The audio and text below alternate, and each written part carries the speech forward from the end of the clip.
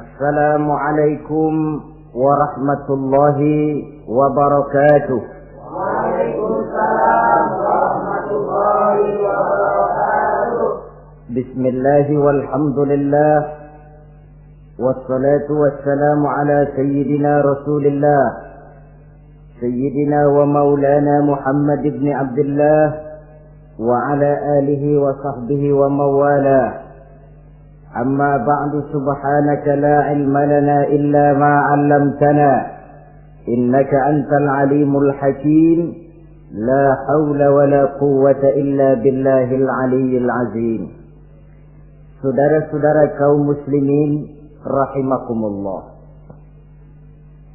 ada 3 perintah Allah yang berangkai dalam Al-Quran yang menurut para ulama tidak diterima yang satu apabila yang lain tidak dikerjakan.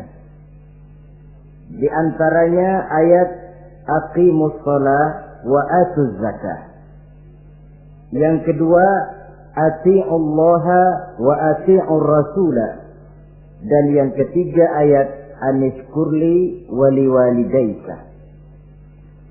Perintah ini merupakan perintah yang berangkai. Aqimus shalah wa atuz zakah. Dirikan salat dan bayar zakat. Artinya tidak diterima salatnya orang yang tidak membayar zakat, dan tidak diterima zakatnya orang yang tidak mendirikan salat. Perintah ini berangkai pada saat salat dikerjakan, zakat apabila sampai haul dan nisabnya harus dibayarkan.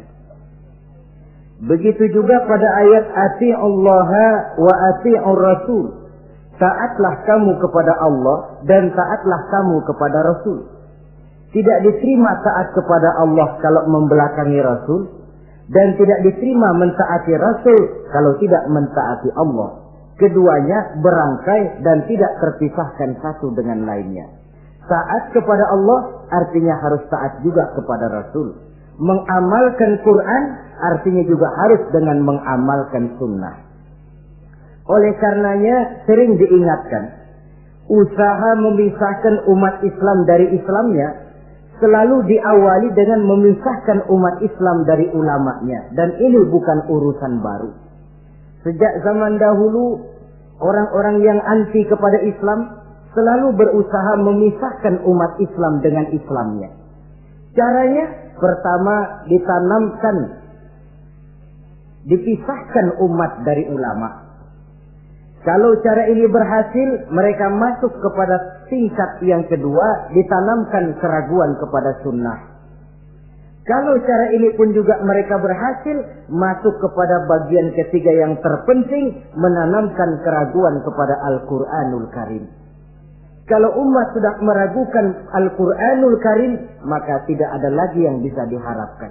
Oleh karena itu, ati'ullah dan ati'ur rasul tidak bisa dipisahkan satu sama lain. Apabila kita mengamalkan ajaran Quran, seiring dengan itu kita juga harus menegakkan sunnahnya. Adapun ayat yang ketiga yang merupakan perintah berangkai ini, anishkurli wali walidaika, kata Allah. Hendaklah engkau bersyukur kepadaku dan bersyukur kepada ibu bapakmu. Bersyukur kepada Allah tapi tidak bersyukur kepada ibu bapak tidak diterima. Bersyukur kepada ibu bapak tapi tidak bersyukur kepada Allah juga ditolak. Oleh karenanya keduanya tidak bisa terpisahkan satu sama lain. Orang yang pandai bersyukur kepada Allah, dia harus pandai juga bersyukur kepada ibu dan bapaknya. Bersyukur kepada ibu bapak artinya berbakti kepada kedua orang tua kita. Kalau kita perhatikan, dan inilah pokok yang akan kita bicarakan pada pertemuan ini, soal berbakti kepada ibu dan bapak. Kalau kita perhatikan, kedudukan kedua orang tua dalam Al-Quran itu tinggi sekali. Kita baca misalnya dalam surah Al-Isra ayat 23. Di sana menjelaskan, وَقَضَى رَبُّكَ أَلَّا تَعْبُدُوا إِلَّا إِيَّهُ وَبِالْوَالِدَيْنِ إِحْسَانًا. Dan Allah Tuhanmu telah memutuskan, telah menetapkan, jangan kamu menyembah selain daripadanya, dan berbaktilah kepada kedua orang tua. kita perhatikan tartibul kalimat atau tertib urutan kalimat dalam ayat ini. Pertama, jangan menyembah selain kepada Allah. Yang kedua, berbakti kepada kedua orang tua. Allah, setelah itu kedua orang tua. Begitu tinggi kedudukannya sampai dirangkaikan dengan kewajiban menyembah hanya kepada Allah. Sesudah itu apa? Wabil walidaini ihsana, berbakti, berbuat baik kepada ibu dan bapak. Lalu dalam surah An-Nisa ayat 36 kita temukan wa'budullaha wa la tusyriku bihi syai'a wabil walidaini ihsana. Sembahlah Allah, jangan engkau sekutukan ia dengan sesuatu pun, dan berbuat baiklah kepada kedua orang tuamu. Lagi-lagi di sini perintah bertauhid, perintah menyembah hanya kepada Allah dirangkaikan dengan perintah berbakti kepada kedua orang tua. Dalam kehidupan sehari-hari biasanya perintah penting lahir pertama. Perintah penting kedua lahir pada urutan kedua. Dari segi prioritas kita bisa melihat tingginya kedudukan kedua orang tua kita di dalam kehidupan ini. Lalu orang tua adalah bapak dan ibu. Keduanya mempunyai peranan yang sangat besar sejak lahirnya kita ke alam dunia ini sampai kita meningkat menjadi anak-anak, remaja, dewasa. Bapak misalnya kita lihat sibuk mencari nafkah. Ia pergi pagi, pulang sore, peras keringat, banting tulang. Karena cita dan harapan agar anaknya kelak hidup lebih baik dari dia sekarang ini. Dan untuk itu dia rela peras keringat, banting tulang. Seolah-olah dia berkata, ayahmu biarlah kaki jadi kepala, kepala jadi kaki, asal kau kelak jadi orang. Yang kadang-kadang setelah kita sang anak ini jadi orang, sering lupa kacang akan kulitnya. Sehingga boleh jadi orang lalu berkata, kalau orang tua kaya, anak jadi raja. Kalau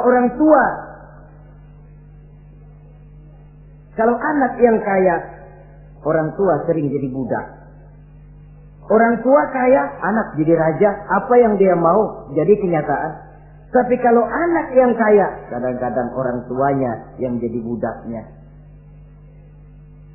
Lalu di samping sibuk mencari nafkah, bapak juga memberikan perlindungan dalam kehidupan ini. Menjadi simbol wibawa yang pada suatu saat kita akan merasakannya kalau dia sudah tidak ada. Begitu barangkali kecenderungan orang, seperti kata Imam Al-Ghazali, kamu baru merasa pentingnya suatu nikmat kalau dia sudah hilang dari diri kamu. Kita baru terasa pentingnya sehat kalau lagi sakit. Baru tahu pentingnya gigi kalau lagi sakit gigi. Baru tahu pentingnya telinga kalau lagi budak. Tetapi pada saat normal, kita menganggap itu sesuatu yang biasa. Bukankah keberadaan seorang bapak dalam hidup ini, di samping dia pelindung, juga menjadi simbol wibawa dalam kehidupan di masyarakat? Orang sering berkata, gue bukan takut sama lo, gue segan sama orang tua lo. Masih ada yang disegani, masih ada yang dihormati. Pantas saja kalau kita ambil dari sejarah, ketika baginda Rasul ditinggal wafat oleh Khadijah, oleh pamannya Abu Thalib, gangguan kafir Quraisy makin meningkat. Kenapa? Kemarin-marin mereka mau menghadang Nabi, mau menghantam Nabi, masih mandang Khadijah binti Khuwailid, seorang bekas janda bangsawan. Mereka masih memandang Abu Thalib, orang tua yang disegani. Sekarang dua-duanya sudah tidak ada, apalagi yang mau disegani, hantam saja sudah Muhammad. Itu pun dirasakan oleh pribadi Nabi kita. Saudara-saudara kaum muslimin, apalagi yang namanya ibu, dia lebih banyak menangani kita. Pantas kalau Rasul satu saat ditanya orang, ya Rasul, siapa sih yang paling harus saya taati di dunia ini? Ibumu. Lalu siapa lagi ya Rasul? Ibumu. Kemudian setelah itu siapa ya Rasul? Ibumu. Sesudah itu siapa ya Rasul? Bapakmu. Ibu, baru bapak. 3 berbanding 1. Kenapa harus begitu? Kita lihat. Pertama yang namanya ibu, sejak proses kehamilannya sudah istilah Quran hamalathu wahnan ala wahnin. Dia mengandung kita dalam keberatan yang bertumpuk di atas keberatan. Berat kuadrat. Bahkan sebelum itu, sejak ngidam anaknya, ibu kita itu sudah kita siksa. Yang kepengen dimakan, yang bukan-bukan. Muntah, nggak karu-karuan. Keinginan yang tidak musim. Sampai ketika terjadi proses kehamilan. Dari hari ke hari hamilnya makin lama, makin berat, makin lama, makin besar. Kemana-mana dibawa. Belum pernah ditaruh. Ah, ini berat, mau ke pasar, taruh dulu sebentar. Tidak. Itu ya, saudara. Orang hamil itu ya. Saya sendiri alhamdulillah belum pernah hamil. Tapi kalau kira-kira 2 kilo, itu ada itu.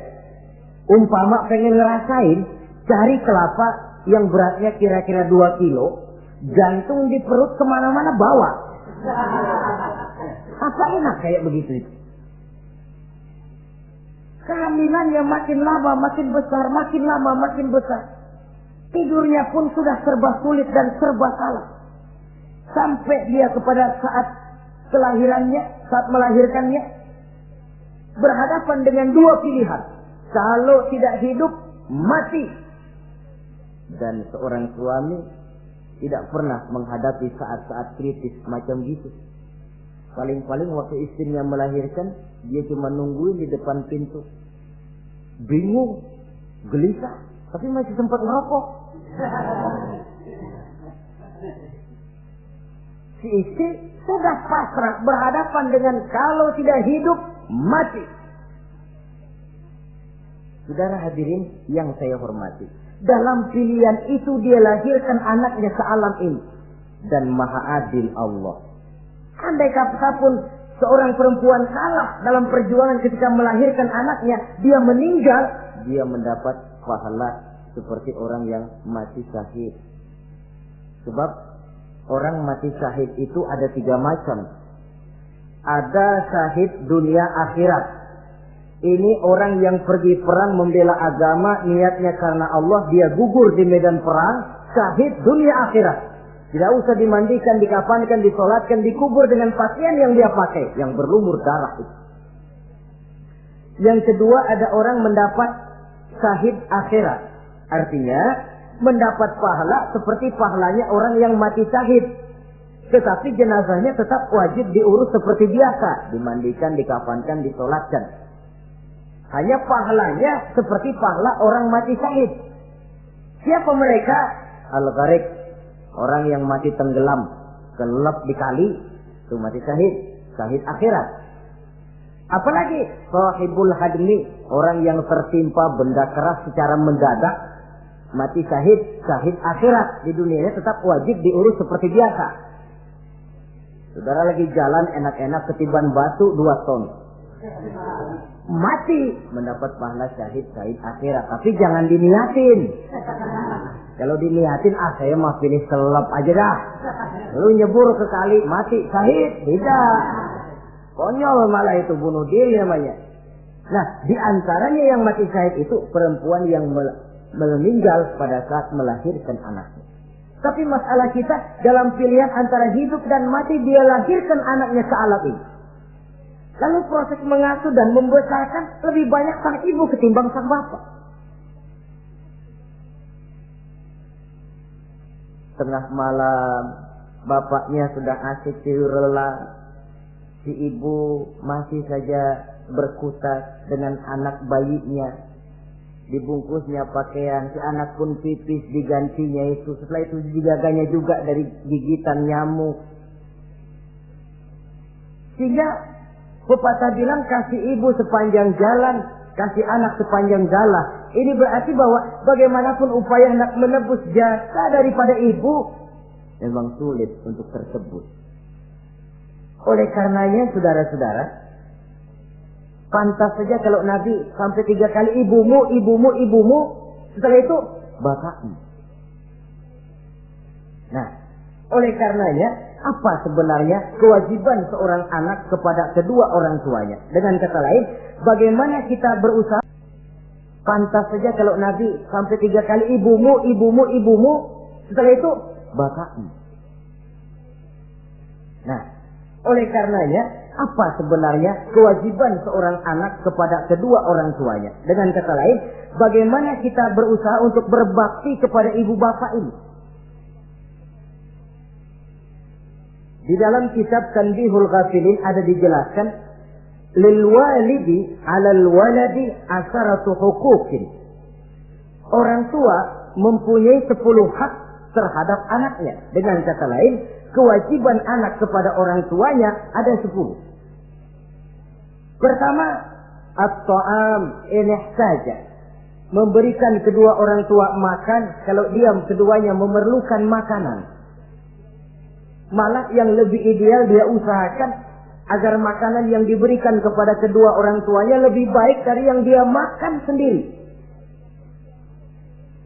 Kita kadang-kadang beli juga kue, buahan, tapi kita sortir dulu. Rambutan yang kontes-kontes kasih babak sono.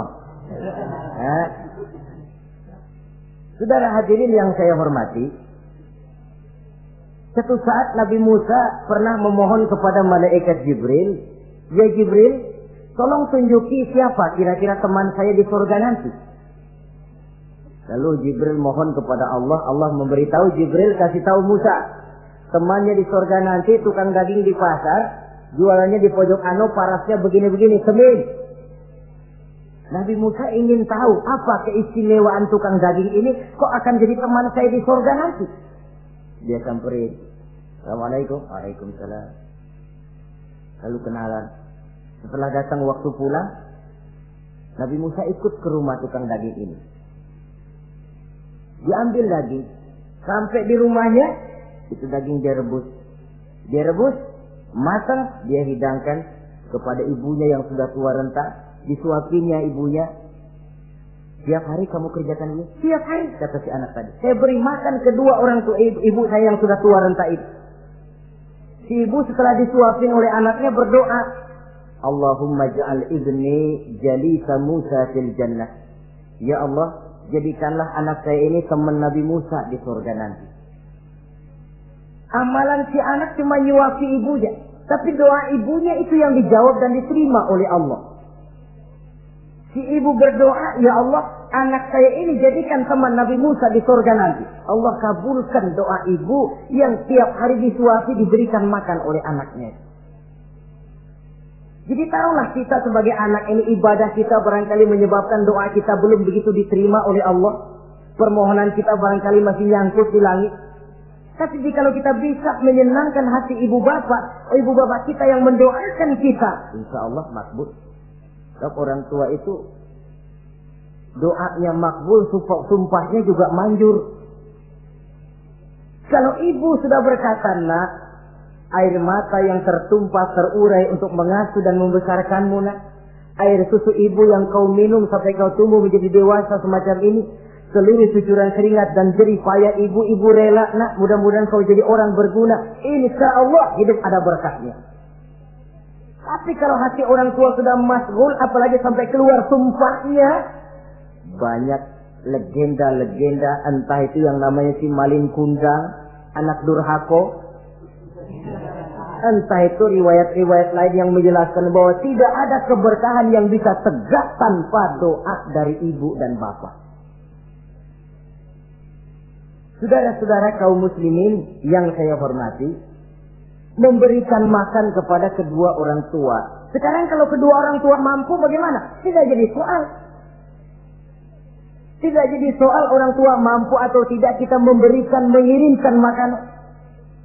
Apalagi kalau orang tua kita sudah lanjut usianya. Iyalah kalau umur 40-50 tahun masih bisa makan sendiri. Tapi pada saat saudara yang berbahagia dikaruniai orang tua berumur panjang, 70, 80, 90 tahun. Sesuai dengan janji Allah, "Wa man nu'ammirhu nunakkishu fil khalqi." Siapa yang kami panjangkan umurnya, kami kurangi bentuk kejadiannya. Artinya berkurang nikmat Allah itu. Panjang umur, nikmat berkurang. Artinya mata sudah lamur, pikiran sudah rada pikun. Nunakkishu fil khalqi. Berkurang kejadian asalnya itu. Kesempurnaannya sudah tidak ada lagi. Mengurus orang tua macam begitu memang kalau nurutin pegelnya ya makan nasi. Kadang-kadang karena pikun pagi-pagi pengen kita beli es puket. Makan. Lagi zaman susah tukang bubur kepengen makan bubur. Tapi di situ ujian. Begitulah dahulu orang tua kita melayani kita dikala kita belum masih merah, belum bisa berbuat apa-apa, belum punya pilihan. Tapi mereka sabar, mereka ikhlas. Tidak sabarkah kita? Tidak ikhlaskah kita di hari tua mereka? Kita mengasuh dan melayani mereka. Kadang-kadang karena rewel, anak kelepasan omong. Udah tua, rewel aja. Hancur hatinya. Dalam keadaan tidak berdaya, mendapat kata yang tidak enak lagi dari anak-anaknya. Saudara hadirin yang saya hormati, jadi soal orang tua mampu atau tidak memberi makan, itu bukan soal, tapi kewajiban anak memberikan makan kepada kedua orang tuanya. Ini kewajiban yang pertama. Kewajiban yang kedua, al-khidmatu in ihtaja. Al-khidmah artinya berbakti kepada ibu dan bapak. Satu hari ketika kumpul dengan para sahabat, Nabi pernah berpesan kepada Sayyidina Umar bin Khattab radhiyallahu anhu. Umar, saya ya Rasul. Nanti kalau kamu sempat datang ke kota Madinah, Umar, cari anak muda yang bernama Uwais Al-Qarni dan kau minta didoakan olehnya. Sayyidina Umar heran. Ini yang menyuruh Rasul. Padahal Rasul doanya mustajab. Dan lagian masih banyak orang-orang tua. Kenapa kalau datang ke Madinah suruh cari anak muda namanya Uwais Qarni dan minta didoakan olehnya? Apa keistimewaan Uwais Al-Qarni ini? Jadi ini pun juga alasan kata Nabi, aksiru minan nas bidu'ail khair fa innaka la tadri min ayyi fahin yuqbal. Banyak-banyaklah kamu minta doa kebaikan dari orang lain sebab kamu tidak tahu dari mulut yang mana doa diterima Allah. Menurut kita barangkali orangnya kere, nggak ada potongan, tapi kalau doanya diterima Allah, siapa yang sanggup menghalangi? Ada orang bilang, enakan doa sendiri langsung mantap, tidak jelek. Tapi minta didoakan orang lain pun tidak salah. Saudara-saudara yang saya hormati, kadang-kadang tukang minta-minta pengemis datang ke rumah. Kita kasih 100 rupiah, lalu keluar doanya kan, mudah-mudahan rezekinya bapak lancar dan segala macam. Ada orang yang nggak sabar, dia bilang, Allah kenapa saya kamu doain dirimu sendiri aja dah, supaya besok jangan jadi pengemis lagi. Secara logika mungkin, secara logika.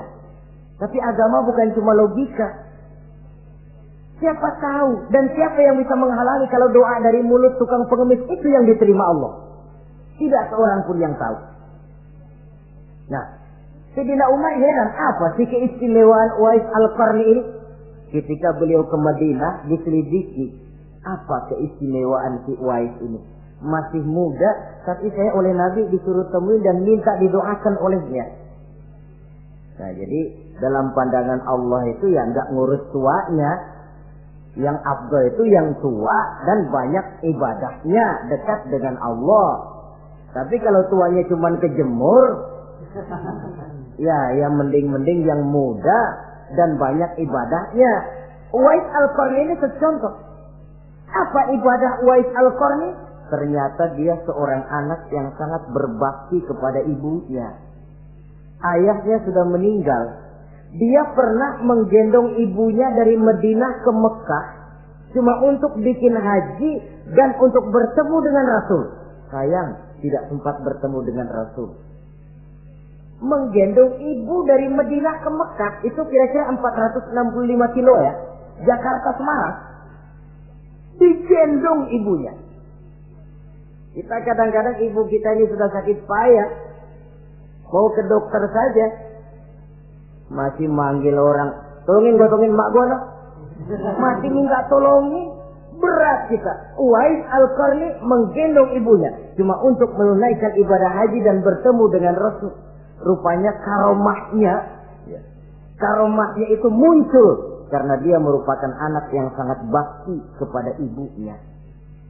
Jadi Allah memberikan karomah itu ya, ada yang karena orang rajin tahajud, ada yang karena tangannya pemurah, dermawan, ada yang karena sangat berbakti kepada kedua orang tuanya, ada yang karena rajin baca Quran, ada yang karena rajin melaksanakan puasa sunnah. Timbul karomahnya, keistimewaan yang diberikan Allah kepadanya. Jadi bakti kepada ibu dan bapak mendatangkan karomah, keistimewaan yang diberikan Allah kepada kita. Kayak Uwais Al-Qarni ini, kalau dilihat dari segi ibadah, dia masih muda, tentu lebih banyak ibadahnya macam Umar bin Khattab. Tapi karena baktinya kepada ibunya, sampai Nabi pesan Sayyidina Umar, kalau kau sempat ke Madinah, cari anak muda bernama Uwais Al-Qarni, minta didoakan olehnya.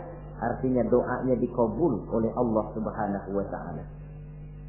Saudara-saudara kaum muslimin yang berbahagia, kewajiban yang ketiga, al-ijabatu in da'a, menjawab, memenuhi panggilan orang tua apabila keduanya memanggilmu.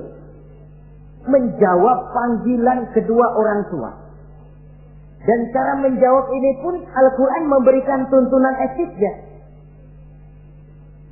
Wala taqul lahuma uffin, jangan kepada kedua orang tuamu ngomong uff, uff, hus, oi. Itu dianggap kurang etik. Saudara hadirin yang saya muliakan, menjawab panggilan orang tua merupakan kewajiban anak dan merupakan hak dari orang tuanya. Dia berhak untuk dijawab panggilannya dan anak berkewajiban untuk menjawab panggilan orang tuanya.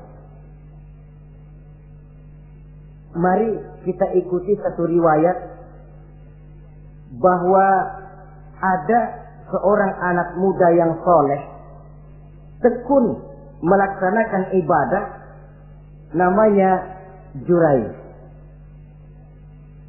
Satu hari Jurayj ini sedang sholat sunnah.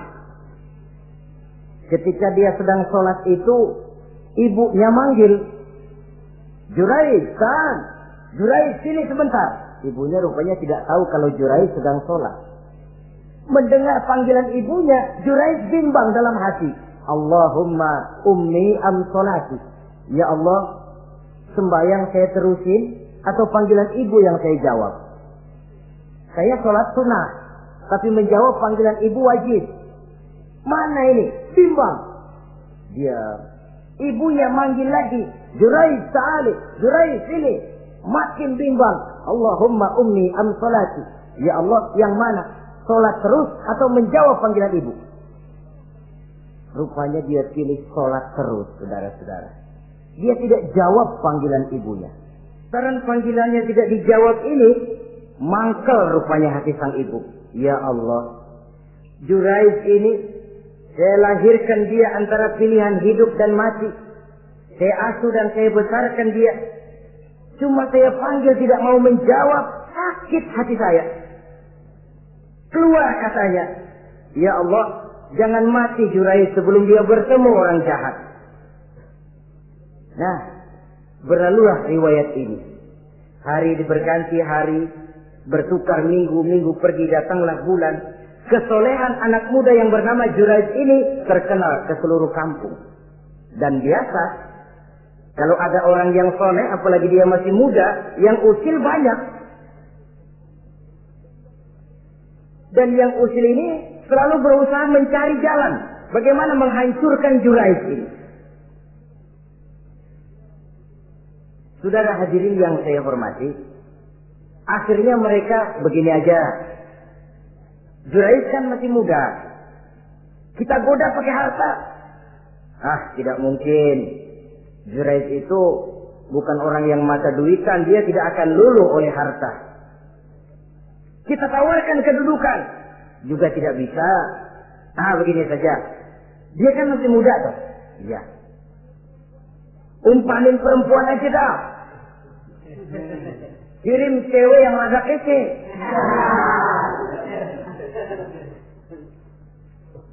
Dicarilah perempuan untuk menggoda Jurayj ini.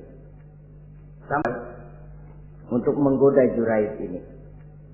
Sampai satu malam Jurais sedang ibadah di mihrab dalam masjid, masuk perempuan ini dengan langkah gemulai, dengan suara merdu mendayu-dayu, mencoba merayu, membujuk, memperdaya, mempesona Jurais.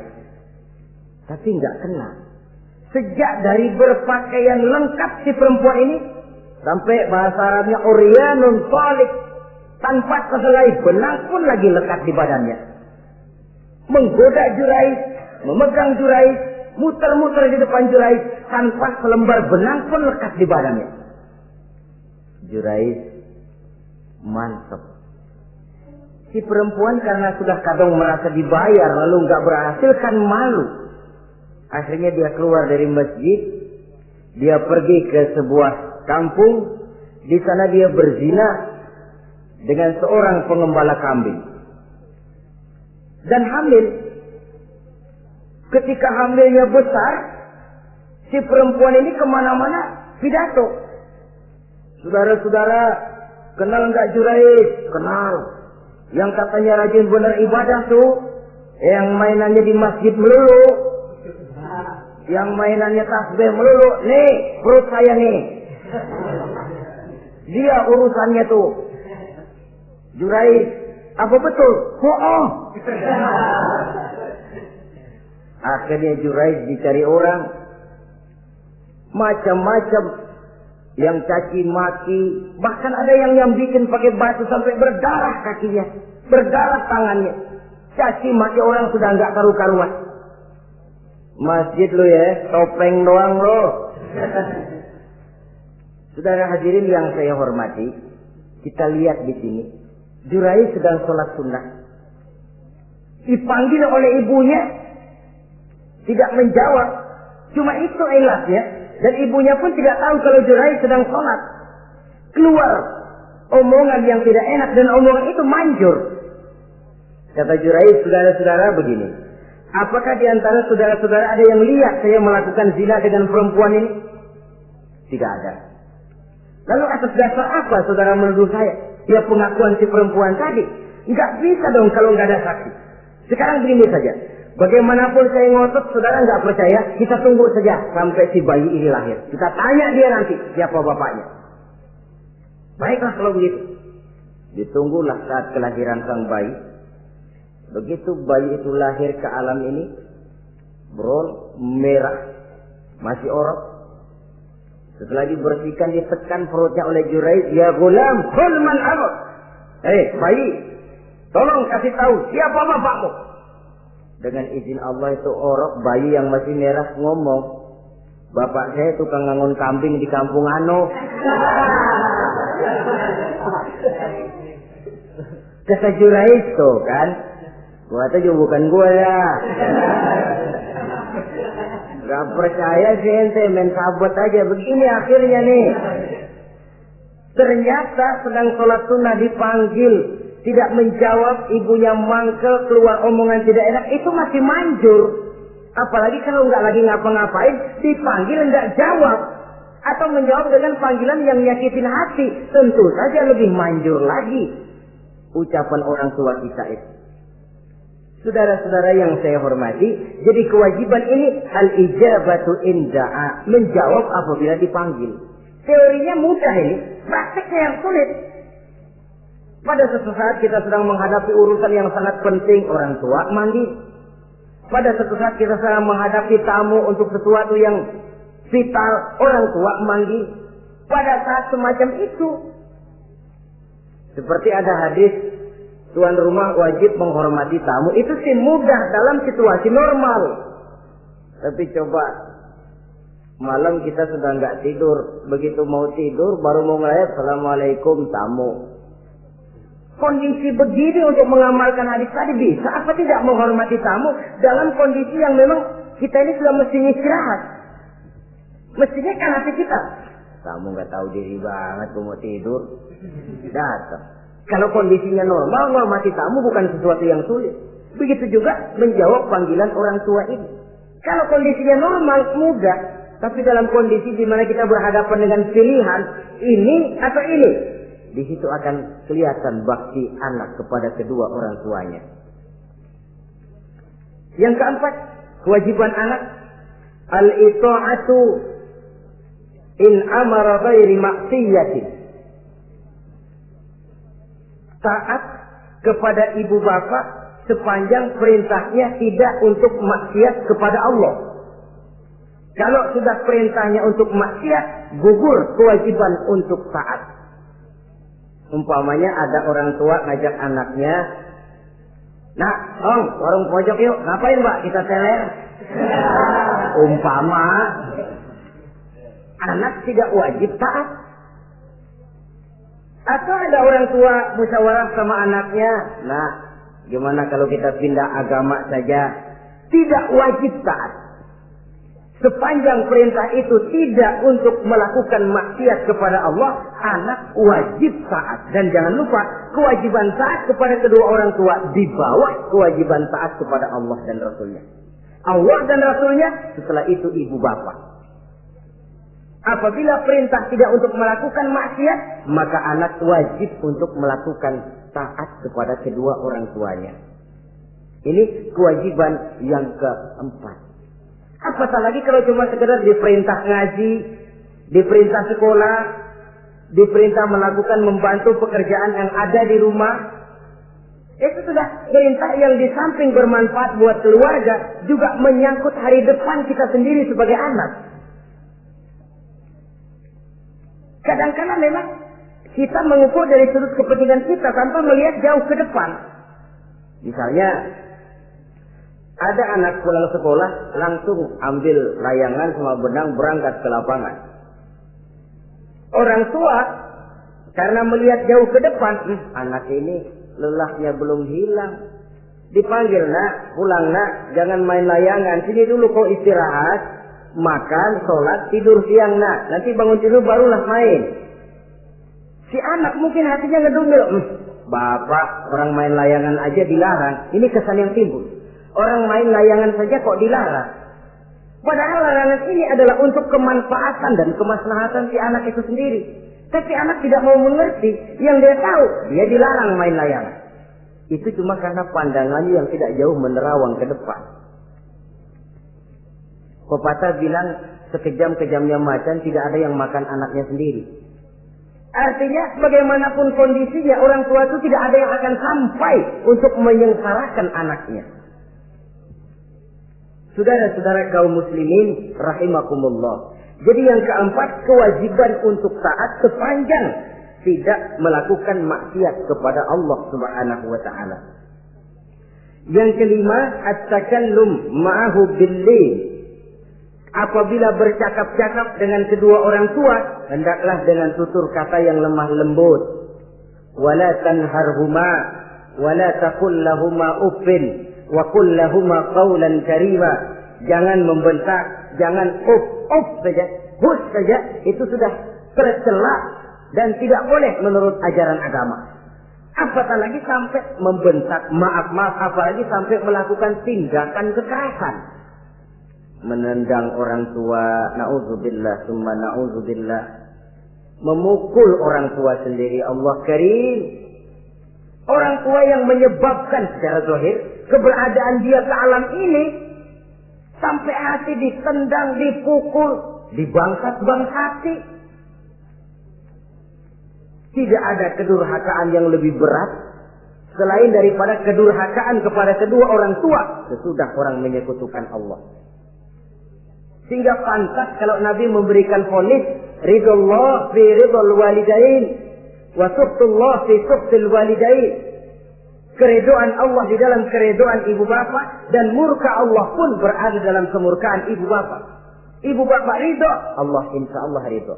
Ibu bapak murka, Allah murka. Jadi kebahagiaan apa yang bisa kita tegakkan dalam hidup tanpa restu dan doa kedua orang tua kita? Si anak mungkin karena pendidikannya lebih tinggi, pengalamannya lebih luas, pergi ke mancanegara, bisa segala macam bahasa, dididik secara canggih. Tapi apakah itu lalu berarti dia harus memalingkan diri dari kedua orang tuanya? Sama sekali tidak. Disinilah unsur yang namanya keberkahan. Maka sering dijelaskan orang tua adalah keramat hidup. Kita sering ziarah. Ya kadang-kadang kalau yang diziarahi kiai ya lumayan. Kadang-kadang yang diziarahi dukun yang sembahyang aja enggak. Cari mbah ano, cari ambah ano, cari keramat ano, cari keramat ini, cari keramat itu. Dan jangan lupa di beberapa daerah yang namanya kiai itu yang disebut kiai bukan cuma orang yang ngerti agama. Ya kalau saudara ke keraton Jogja mana segala gerobak namanya kiai. Iya toh, kereta kencana itu. Degung namanya kiai. Lalu jangan lupa itu. Misi Zending pertama namanya juga Kiai Sadrak gitu. Kiai, tapi misi Zending. Kalau di sana itu kiai itu panggilan untuk yang dipertua. Kita ziarah cari keramat Mbah Buyut, Mbah Sapu Jagat, Mbah Brojo, macam-macam Mbah. Tapi kita lupa di rumah kita ada keramat hidup. Siapa itu? Ibu bapak kita. Sebelum jauh-jauhlah berziarah ke tempat-tempat yang lain, di rumahku ada keramat yang hidup. Ibu dan bapak kita sendiri. Keramat hidup. Dengan doanya, hidup jadi berkah. Tapi kalau kita sakiti hatinya, hidup ini lalu jadi sempit, jalan bagai tertutup. Maka berbahagialah seorang anak apabila dia sudah sanggup melakukan satu bakti yang bisa menyenangkan hati kedua orang tuanya. Bercakap-cakap, berbicara dengan lemah lembut. Kadang-kadang di sebagian daerah ya sudah jadi kebiasaan manggil orang tuanya pakai elu aja. Bapaknya dianggap CS. Salaman juga main kedet aja. Halo be. Di santu bapaknya nggak boleh mulai, main buat aja. Dari panggilan saja. Saudara hadirin yang saya muliakan, sudah memberikan cermin. Sebab bahasa adalah cermin dari pribadi orang. Kalau kepada orang tua kita sendiri kita memakai bahasa yang kasar, cermin bahwa pribadi kita memang pribadi yang kasar. Jadi pantas kalau agama mengatakan, apabila kedua orang tuamu sudah mencapai usia lanjut, fala tanharhuma, jangan membentak.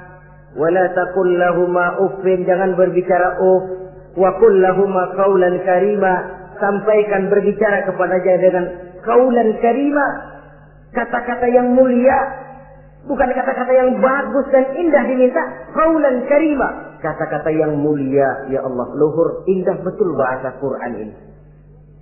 Berbicara kepada kedua orang tua dengan kata-kata yang mulia. Jadi sekedar itu saja tidak boleh, konon lagi sampai membentak. Termasuk orang tua ini, ya mertua. Kalau orang tua kan tiga loh. Orang tua yang menyebabkan kita lahir ke dunia, ibu bapak kita.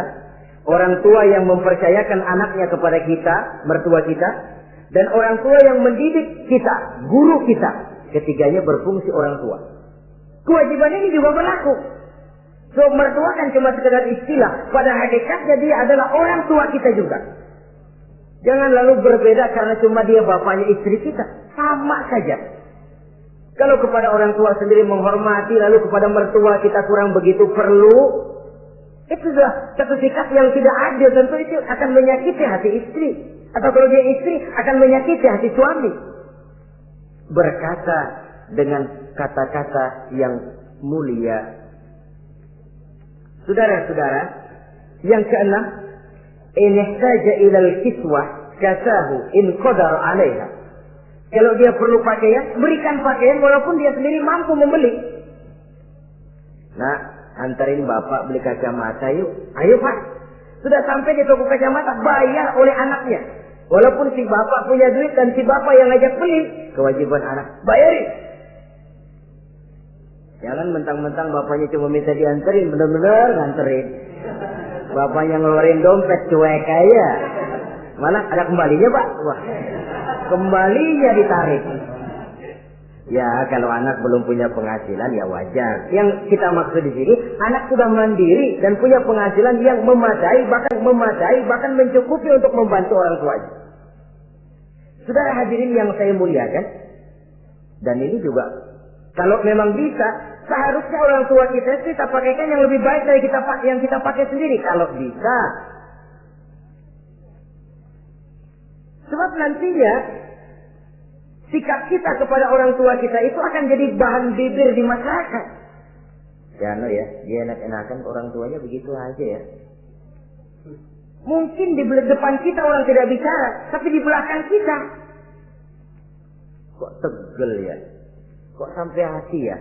Dia enak-enakan berdiri di Menara Gading, tapi orang tuanya tiap hari kerja begitu berat. Saudara hadirin yang saya hormati, sekali lagi, di depan kita orang mungkin tidak berani bicara, tapi di belakang itu akan jadi buah bibir. Ini dari segi kita memelihara muru'ah. Yang ketujuh, al-masyu khalfuhu. Kalau jalan, mengiring. Artinya, di belakang orang tuanya. Ini adabnya. Adab berjalan. Saudara yang saya hormati, ini yang dicontohkan oleh baginda Rasul. Jika berjalan dengan orang-orang tua, beliau belakangan. Kenapa? Ini merupakan simbol penghormatan kita kepada orang yang lebih tua daripada kita. Tidak mentang-mentang karena pendidikan lebih tinggi, merasa dirinya lebih tahu, lebih pengalaman, selonong boy. Orang tua tahu apa sih? Ngir. Waduh, hebat. Saudara hadirin yang saya hormati, al-masyu khalfuhu. Berjalan di belakangnya. Begitu juga untuk mengemukakan pendapat. Kalau suatu saat orang tua mengajak musyawarah, dengarkan dulu omongannya, tangkap seluruhnya. Kalau kita merasa bahwa itu salah, jangan lalu dipotong. Salah Pak, jangan begitu, Bapak kolot sih. Salah, jangan. Sebab itu akan menyakiti hatinya. Kalau hatinya terluka, itu sudah merupakan suatu dosa, melukai hati kedua orang tua. Kalau toh dianggap kita diminta mengemukakan pendapat, kemukakan pendapat itu. Kalau menurut saya sih begini. Dan itu memang orang tua yang bijaksana. Dia juga tidak cuma memaksakan pendapatnya, tapi juga minta pendapat dari si anak. Ada timbal balik. Sistemnya komunikasi keseimbangan. Inilah makna ucapan Nabi. Bukan termasuk golonganku, kata Nabi. Orang tua yang tidak sayang kepada anak muda. Dan orang muda yang tidak menghormati orang tua. Bukan golonganku. Jadi seimbang tuh. Yang tua sayang yang muda hormat yang tua. Tapi yang tua jangan minta dihormati. Ini kewajiban orang muda, hormati. Kewajiban yang tua apa? Sayangi yang muda. Jangan mentang-mentang yang muda harus menghormati yang tua. Lalu yang tua minta dihormati, gila hormat. Gua kan tuaan lo, kalau salaman sama gue cium tangan ya. Pokoknya kalau lo nggak nanya, gua nggak nanya. Mentang-mentang tua lalu pasang tarik. Tidak, malah kalau menurut tradisi Islam ya, tradisi Islam saya katakan, Nabi itu siapapun yang beliau temui, beliau yang pertama kali memberi salam. Sebab bila dua orang muslim ketemu, yang terbaik adalah yang pertama ngasih salam. Si A, si B ketemu. Siapa yang paling baik di antara keduanya? Yang duluan mengucap salam. Jadi berebut mengucap salam. Kita zaman sekarang kadang-kadang kita sudah assalamualaikum yang nyautin kayak sirawan. Mukanya pakai ditekuk. Kita sudah yang muda mau menghormati, yang tua malah gila hormat. Yang muda jangan cuma minta disayangi, tapi nggak sanggup menghormati yang tua. Sistem keseimbangan. Yang tua sayang yang muda hormat kepada yang tua. Kalau ini terwujud, nikmat kehidupan bermasyarakat ini. Kadang-kadang kan pincang, yang tua nggak sayang sama yang muda. Ada bakat-bakat terpendam yang mau maju dianggap saingan. Kalau yang begini maju rusak gua nih. Lalu diseken. Lalu yang muda pun karena merasa pendidikan lebih tinggi, pandangan lebih luas, nyelongcong jadinya. Kurang ajar sama yang tua. Timbul gap, timbul misunderstanding, salah pengertian. Kalau sudah begitu, kesatuan dan persatuan sulit diwujudkan. Maka usaha pun lalu tidak seperti yang seharusnya. Saudara-saudara yang saya hormati, yang ke-8 sekarang, kewajiban anak itu apa? Al-irda'u lahu bima radiya li nafsihi. Mencari keredoan dari orang tua tentang sesuatu yang dia ridho. Artinya, orang tua kita senang apa? Kita berusaha senang itu. Mengukur orang tua itu dengan diri. Ukurannya diri. Yang orang tua kita senang, kita berupaya senang. Orang tua kita senang ngaji, berusaha kita untuk senang hadir di majelis taklim. Orang tua kita senang baca Quran, kita juga berupaya senang baca Quran.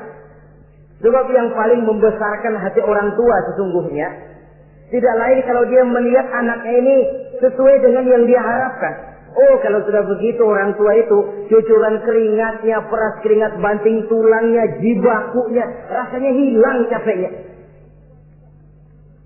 Kebahagiaan orang tua tidak cuma kalau anaknya jadi kaya lalu mengantarkan makan, minum, buahan, peralatan yang serba lengkap. Tidak. Lebih dari sekedar itu orang tua berharap dia bisa menerima pensiunan pahala dari meninggalkan anak yang soleh. Alangkah indahnya jika orang tuanya nanti wafat meninggalkan alam ini, anak-anaknya mengurubungi di sekelilingnya, memimpin orang tuanya membacakan syahadat. Anak-anaknya juga yang memandikan, anak-anaknya yang menyolatkan, anak-anaknya yang menurunkan dia ke liang lahat, anaknya yang mendoakan. Alangkah nikmatnya orang tua macam itu. Tapi kan langka. Di samping karena memang orang tua kurang mengarahkan, anak pun kurang perhatian ke arah itu. Begitu bapaknya mati, ambil mana ambil, suruh mandiin. Akan lebih baik kalau anaknya yang mandiin. Tangga panggil sembayangi, anaknya malah nonton dari jauh, enggak ikut sembayangin, mau kok tegel.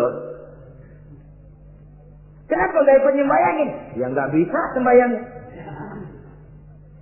Ya kalau macam Abu Nuwas dulu enggak bisa, masih ada akal. Ikut sembayang jenazah. Dia enggak tahu kalau sembayang jenazah itu cuma diri, enggak pakai ruku, enggak pakai sujud. Imam takbir dia takbir, begitu takbir kedua dia kira ruku dia. Habis takbir lagi sujud. Orang-orang gak ada yang sujud. Bingung. Selesai ditanya dia, Abu Nawas kenapa tadi pakai sujud? Dia bilang ini mayit dosanya kebanyakan.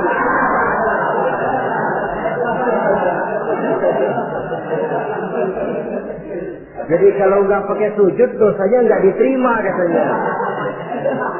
Dosanya nggak diampuni kalau nggak pakai sujud. Makanya saya pakai sujud. Itu sih akal-akalan. Jawaban orang kepepet namanya. Saudara hadirin yang saya hormati, baiklah ya. Yang ke-9, al-ikrahu lahu bima yakrahu li nafsihi. Membenci apa yang dibenci oleh orang tuanya.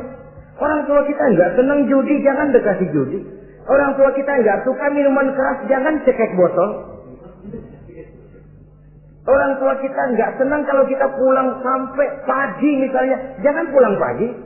Orang tua kita enggak senang kita hanyut dalam arus pergaulan bebas, batasi pergaulan untuk menjaga hatinya. Salah kita senang, tapi di depan orang tua kan harus berusaha menjaga hati kedua orang tua kita. Ini tidak berarti bahwa di depan orang tua baik lalu di belakang orang tua merdeka. Kalau di depan orang tua mah kalem, begitu orang tua hilang merdeka. Lalu berbuat semau-maunya, tentu tidak. Lalu yang ke-10, ad-du'a lahu bil maghfirah kullama da'a li nafsihi. Mendoakan kedua orang tuanya tiap kali dia mendoakan dirinya. Ya, kewajiban anak tidak lupa tiap kali berdoa untuk dirinya. Orang tuanya disertakan. Rabbighfirli wa li walidayya. Ampuni saya dan ampuni dosa ibu bapak saya.